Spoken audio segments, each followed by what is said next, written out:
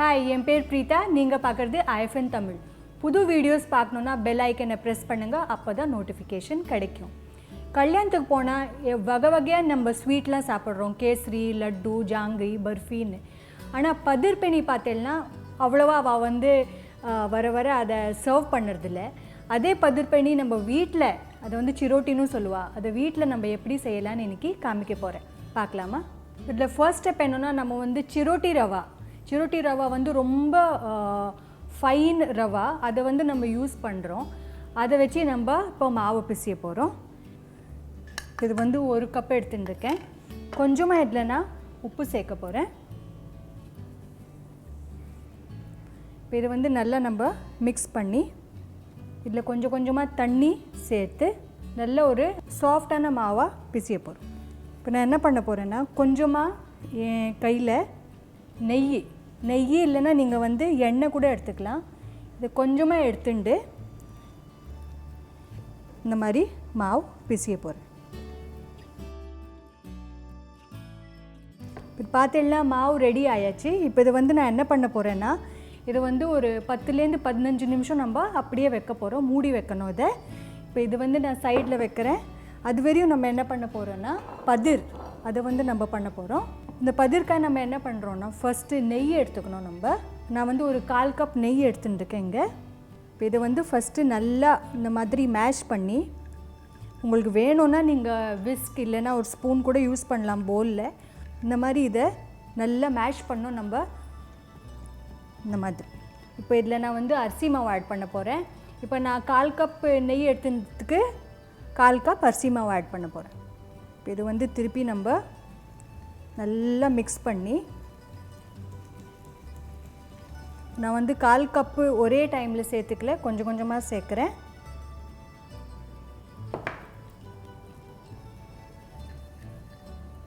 இது நல்லா மேஷ் பண்ணலாம். இது பார்த்தீங்கன்னா நம்ம பதீர் வந்து ரெடி ஆயாச்சு. இப்போ நான் என்ன பண்ண போகிறேன்னா இதை வந்து இப்போது சைடில் வச்சுட்டு நம்ம மாவு பிசைஞ்சு வச்சுருக்கோம் இல்லையா, அதை வந்து நம்ம இட்டுக்கலாம். இப்போ பார்த்தீங்கன்னா இந்த மாவு வந்து ரெடியாக இருக்குது. நான் என்ன பண்ண போகிறேன்னா கொஞ்சமாக எண்ணெய் தடவிண்டு இதை நல்லா இந்த மாதிரி திருப்பி பிசைய போகிறேன். இப்போ என்ன பண்ண போகிறேன்னா இதை வந்து நம்ம சின்ன சின்ன உருண்டையாக நம்ம இதை ஷேப் பண்ணிக்கலாம். ஃபஸ்ட்டு மாவை வந்து பாதியில் நான் பண்ணிக்க போகிறேன். இந்த மாதிரி 2 பாதி எடுத்துட்டாச்சு. இப்போ இந்த மாதிரி நம்ம 8 பீசஸ் பண்ணியாச்சு. இப்போ நம்ம ஒவ்வொன்றா எல்லாத்தையும் இட ஆரம்பிக்கலாம். இப்போ இது வந்து நல்லா தின்னாக நம்ம இட போகிறோம். அதனால் உங்களுக்கு வேணும்னா நீங்கள் மாவு வேணும்னா தான் இதில் யூஸ் பண்ணோம்.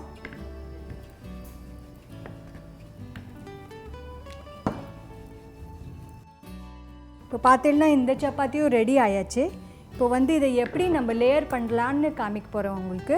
இப்போ என்கிட்ட இந்த மாதிரி பதீர் இருக்குல்ல, அது வந்து 1 ஸ்பூன் இந்த மாதிரி எடுத்துட்டு இது வந்து நம்ம ஸ்ப்ரெட் பண்ண போகிறோம். ஸோ இது ரெடி ஆயாச்சு. இது மேலே நான் இந்த 2வது சப்பாத்தியை இந்த மாதிரி வைக்க போகிறேன். இப்போ திருப்பி கொஞ்சமாக பதீர் இந்த மாதிரி எடுத்துட்டு இதை ஸ்ப்ரெட் பண்ணலாம். அண்ட் இதே மாதிரி நம்ம எவ்வளோ மாவு இங்கே உருண்டை பண்ணி வச்சுருக்கோமோ அதே மாதிரி இட்டுட்டு பதீர் போட்டு நம்ம ரெடி பண்ண போகிறோம். இது வந்து லாஸ்ட் சப்பாத்தியும் நம்மள்து ரெடி ஆயாச்சு. இந்த மாதிரி இது மேலே இந்த மாதிரி இதை சேர்த்துட்டு இந்த மாதிரி ஸ்ப்ரெட் பண்ணலாம். இது வந்து ரெடி ஆயாச்சு. இப்போ நான் என்ன பண்ண போகிறேன்னா நம்ம ஸ்விஸ் ரோல் எப்படி ரோல் பண்ணுறோமோ அதே மாதிரி இதை நம்ம ரோல் பண்ண போகிறோம். இது நல்லா டைட்டாக நம்ம ரோல் பண்ணோம்.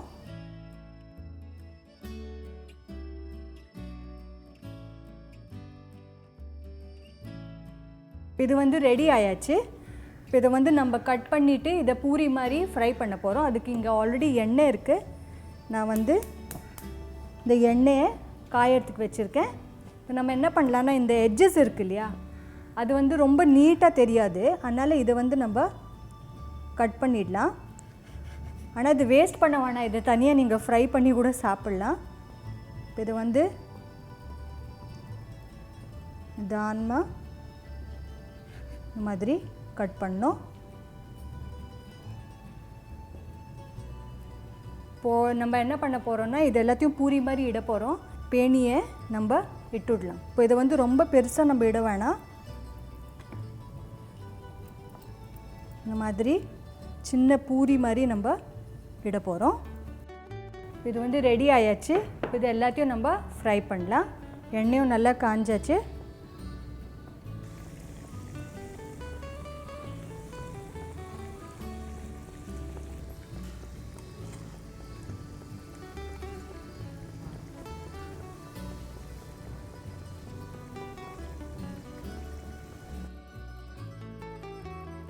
இது வந்து ரெடி ஆயாச்சு.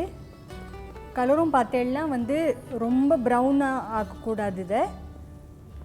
இது வந்து இந்த மாதிரி சூடாக இருக்கிற ஒரு நம்ம என்ன பண்ண போகிறோம்னா சர்க்கரை இருக்கு இல்லையா, சர்க்கரையும் ஏலக்காய் இதை வந்து மிக்ஸ் பண்ணிவிட்டு இதில் நம்ம சேர்க்க போகிறோம்.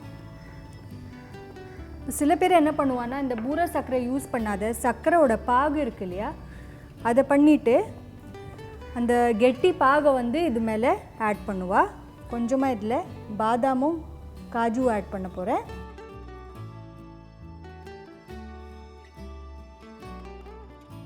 ரெசிபி பிடிச்சதுன்னா லைக், ஷேர் அண்ட் சப்ஸ்கிரைப் பண்ணுறதுக்கு மறக்கக்கூடாது.